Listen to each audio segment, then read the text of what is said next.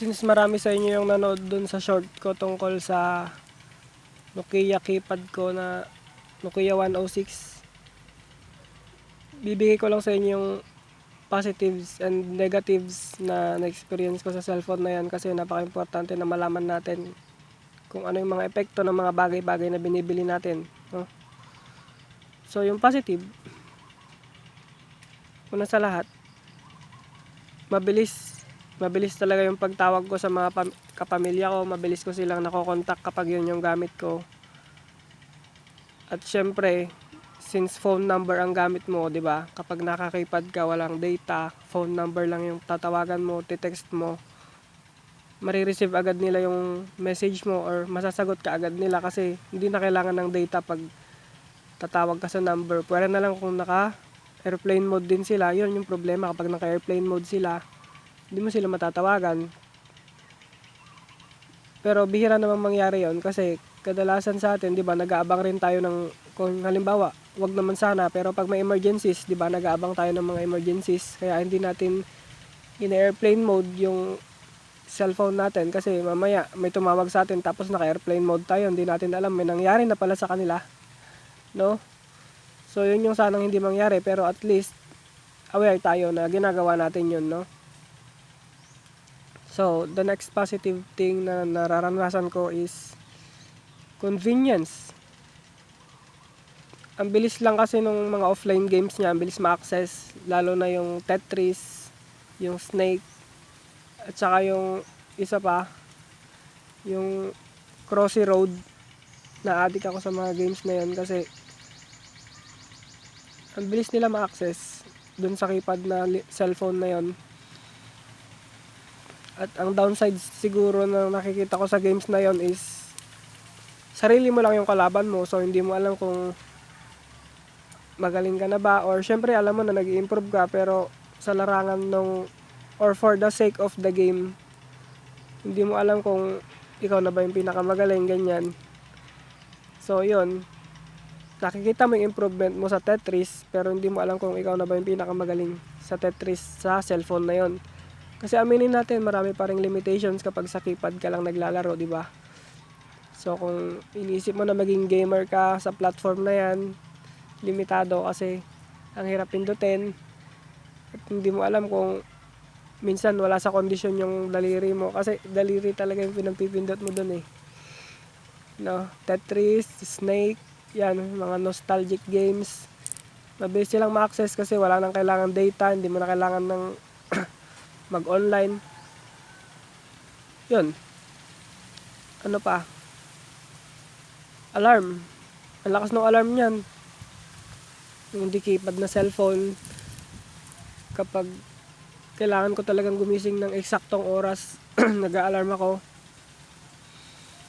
At yun, kumpara kasi sa cellphone na touchscreen, ang hirap pindutin, ang hirap hanapin minsan nung dapat mong pindutin sa touchscreen. Pero pag sa keypad, mabilis siyang patayin yung alarm niya. Kasi kapag kahit anong pindutin ko minsan, namamatay na lang siya basta-basta eh. So yun, convenient din yun, kasi minsan dagdag sa sakit sa ulo sa umaga kapag medyo matagal mong mapatay yung alarm, kasi 'di ba? Gising ka na nga tapos hindi mo pa mapatay-patay yung alarm. Ang sakit sa ulo nun. So yun, alarm, games, mabilis na connection sa pamilya. Tapos FM radio, yun, halimbawa, wag naman sana, pero pag nagkaroon ng emergencies, national emergencies, maaasahan mo yung radio nun, kasi kailangan mo lang pero ng headset. Pero malakas yung signal niya kumpara sa Android. Ewan ko kung bakit, pero iba yung tuning ng frequency ng keypad na cellphone. Iba siya doon sa Android, kasi yung Android minsan pinipili niya lang talaga yung pinakamalakas na signal para yun yung marinig mo na radyo. Pero kapag doon sa di keypad, hanggat na i-scan niya yung signal, sinasalay niya sa auto-tuning niya. Ibig sabihin, kahit wala kang ganong marinig, basta meron siyang mahagip na frequency ng channel ng radyo, nasi-save niya yon para ikaw, ang trabaho mo na lang is hanapin mo yung mas malakas na signal sa lugar nyo, doon sa radio channel na yon. Yun yung mas maganda sa akin kasi yun nga, hindi natin alam minsan kung ano yung mga channel ng radyo, di ba? Kung anong available sa atin. Pero kapag doon ka sa Nokia 106 nag-scan, na-scan niya lahat yung pinakamahinang signal, kahit pinakamahinang signal pa yan ng radyo, may scan niya. Tapos ang trabaho mo na lang is hanapin mo yung mas malakas na signal sa lugar nyo, di ba? Handy yon kapag nagkaroon ng emergencies gaya ng noon, di ba? Hindi natin alam kung anong nangyari sa COVID, kung paano to nag-spread. So, at yung isa pa, halimbawa magkaroon man ng, wag naman sana, pero yung solar storm, di ba? Kung saan mamamatay lahat ng internet, pati mga electronics natin mamamatay. Sana gumana pa rin yung cellphone na yon kahit mawala na yung mga Android. Basta yung Nokia ko gumagana, okay na ako doon. So, ito naman yung bad sides. Kulang siya sa akin bilang student. Siyempre, sa research basis pa lang, wala ka ng data, wala ka ng internet doon. Kasi nga dumb phone lang siya. Kaya naghanap ako ng mga Nokia na mayroong internet, 4G. Kasi yung Nokia 106 ko hindi siya 4G, 2G lang siya, tapos wala pang camera. So yun, limited siya sa pagiging student ko. Taking notes, madali lang naman.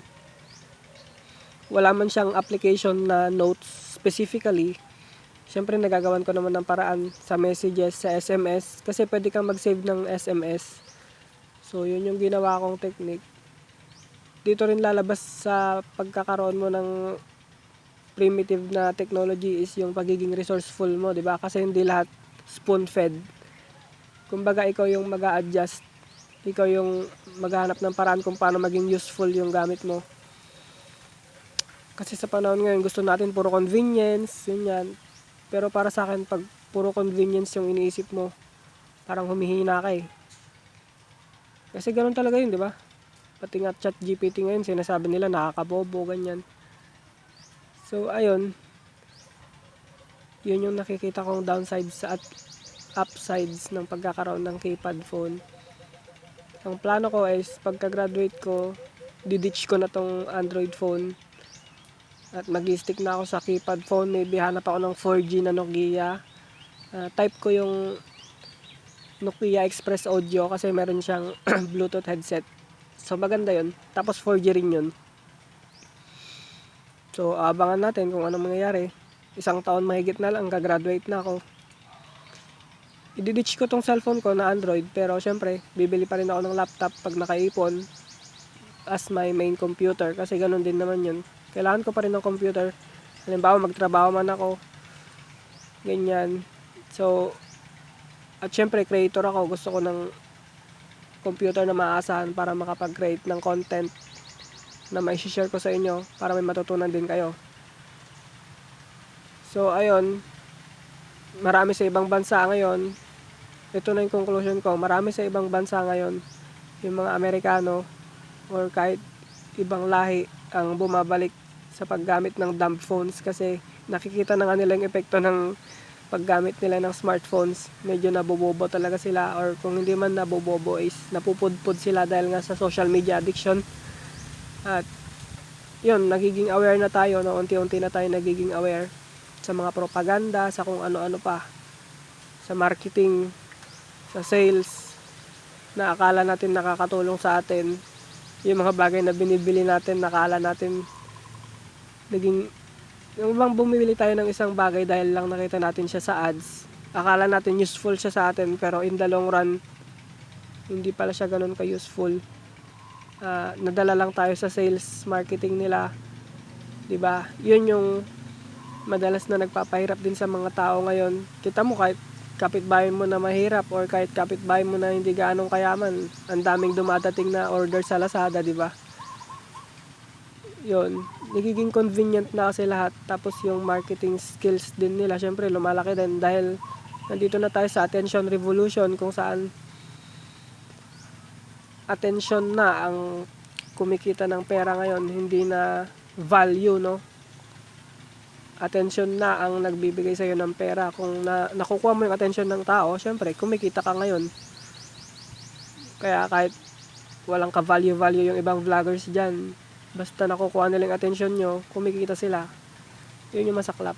Kaya sana, matutunan nyo ng mas mabilis na bumalik tayo sa pinanggalingan natin. Kasi yung pinaniniwalaan ko talaga ay mas malalakas at mas malalalim mag-isip yung mga tao noon dahil less distractions and more creativity sila noon at syempre more resourcefulness.